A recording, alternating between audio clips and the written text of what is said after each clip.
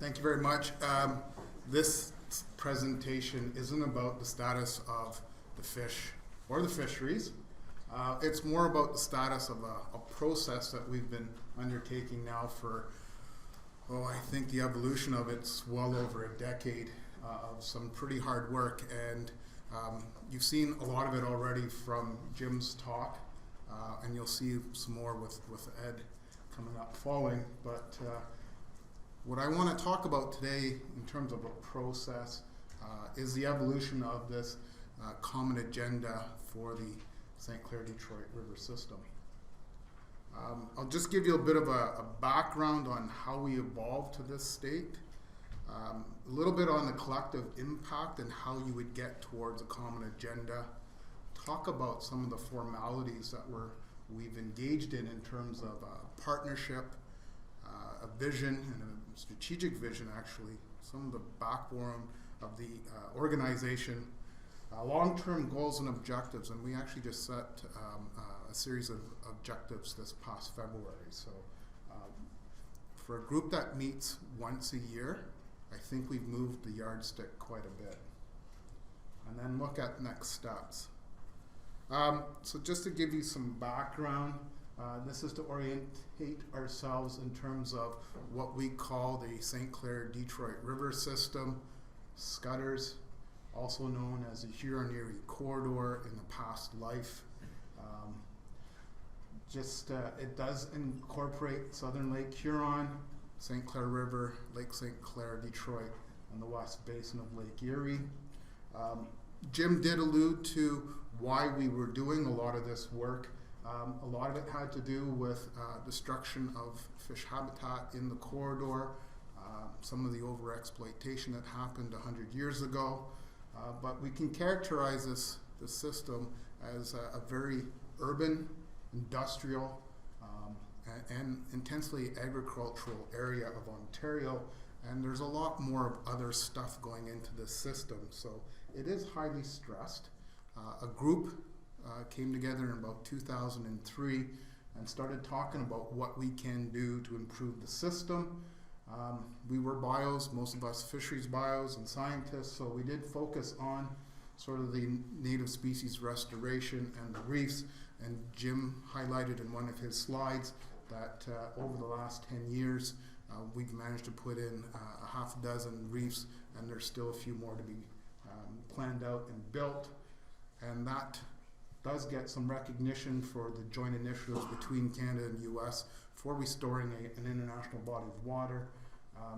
It does accumulate into some recognition from an informal process with an award from the Partnership and Conservation Award. To actually get into a little bit about growing this over the evolutionary process, we started with I'm going to say a handful of folks around the table.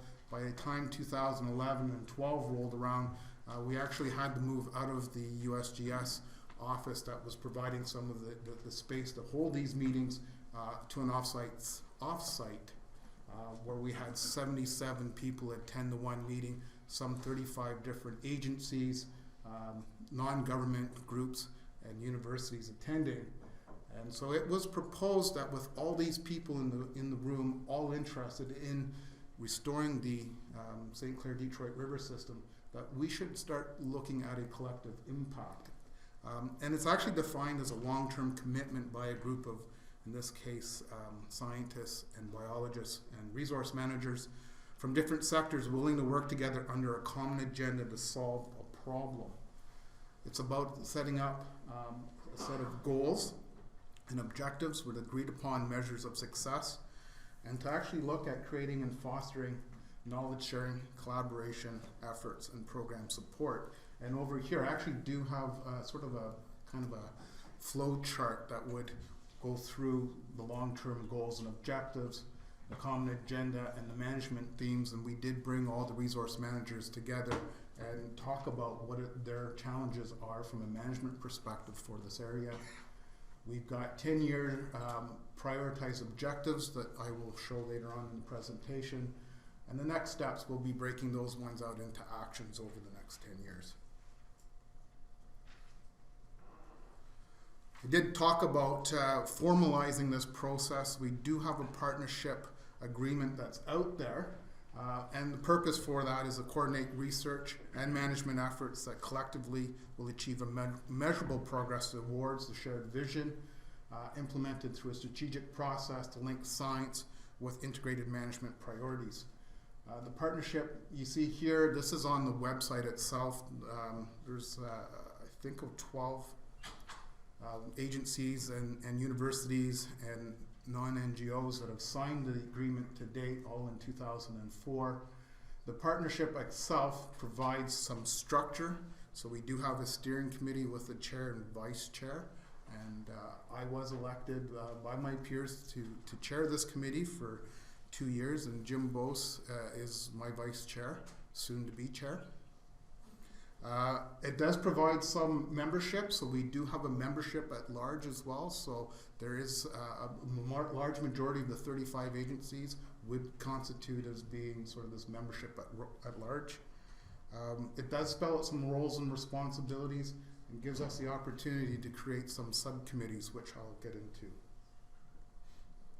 So the vision itself, we would like to have a St. Clair Detroit River system as a thriving ecosystem, managed with science-based principles, broad social support, providing the desired environmental services for the region and the Great Lakes Basin. The strategic vision itself also outlines sort of the outcomes that we want to see, and some specific themes around pollution, fisheries and fish habitat, and some of that social end of stuff as well. Getting into the different subcommittees. So we do have 3 subcommittees. One's the communication, and this is looking at providing some of that backbone organization for the partnership. And really it is helping us set up a rebranding from the Huron Erie Corridor to the St. Clair Detroit River system, some changes in a website process so that not one single energy agency has to carry the bulk of maintaining the website itself, and then organizing our annual meetings that we have every February, where we get together and preparing briefing notes and packages, and which are posted on the website itself.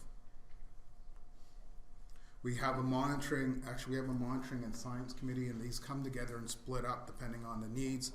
But essentially what we're looking at in the next little while is a monitoring plan with specific surveys. They're going to develop some prioritization criteria to develop which surveys of the highest utility for advancing the common agenda, and then providing that back to the group.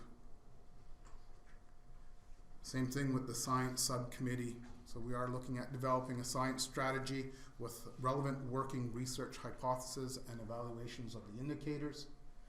Looking at develop prioritization criteria to identify hypotheses that are highest utility for advancing the common agenda, and this will be reviewed annually and shared amongst the group. So get into the long-term goals. Now this is a mixture of things where we come together with the group, and in particular with the managers, and they've identified some of the higher priority long-term goals, which would include addressing the beneficial use impairments in the Detroit River and St. Clair River AOCs, improve the water quality through reduction in pollutants from the scudder sources, increase overall biodiversity through protection and improvements, and increase production of indigenous fish stocks through the protection and improvement of functional habitat, and finally to reduce the impacts on habitat, biodiversity, and fisheries from the threat of AIS. Trying to link this back into the fish community goals and objectives, because the Huron Erie Corridor does contribute to the Lake Erie. I have you've seen this all last 2 days, so essentially where we're looking at restoring and protecting indigenous stocks, we would be contributing to walleye in the Lake Erie as well. And unlike Mike, I did include the St. Clair Detroit River system goals and objectives as well, trying to make up those links even though they're not formally endorsed yet. So here we're looking at diverse balance of fish community and to support a healthy ecosystem with perchids, centrarchids, any saucers as top predators. Long-term objectives, as I mentioned, we actually came together in February with a group of 60 folks, and we hashed this out in one day and narrowed down a list of 20 objectives to 9. And these would be the objectives: complete habitat improvement projects to remove the loss of fish and wildlife habitat, beneficial use impairments in the AOCs, reduce the loadings from regulated and unregulated sources within the Detroit River, identify contaminants of emerging concern, determining sources and develop load reduction strategies, increase riparian complexity and connectivity, increase softened shorelines, native riparian vegetation, increase continuous area of functional wetlands and their connectivity, increase river spawning habitat, identify and protect critical habitat for rare species, including river mouths and connectivity with the tributaries, develop a surveillance monitoring program for AIS, and develop preventative strategies through information and education programs and management for the potential sources and pathways of AIS. Trying to link this back to the different objectives. So these would represent the 13 different objectives for the Lake Erie Fish Community Goals and Objectives. You can see here that the ones that are bolded would have, these scutters would have a direct impact on meeting those objectives. These ones here are the general objectives for the St. Clair River system. And again, we would meet these through a lot of meeting our objectives. Our next steps, we would look at populating the science and monitoring database. So this is something that's ongoing, to look at all the stuff that's going on in the corridor, and Jim touched on it a little bit, and so did Mike and Megan. So there is a lot of work going on. So trying to get an understanding of who's doing what and where. Look at developing the monitoring work plans from the database itself. Look at developing a science strategy over the next year. And then we will continually look at habitat improvements to remove the loss of fish and wildlife habitat impairment. This is a special thanks to everyone who has been involved in the Scutters program itself and in the initiative. So these are all the members, both at large and part of the steering committee. We wouldn't be where we're at without the people that participate on this group. So thank you everyone for that, and I also would like to thank Roger Knight, who's actually facilitated this process for us and has moved this agenda along the last year. So thank you very much. And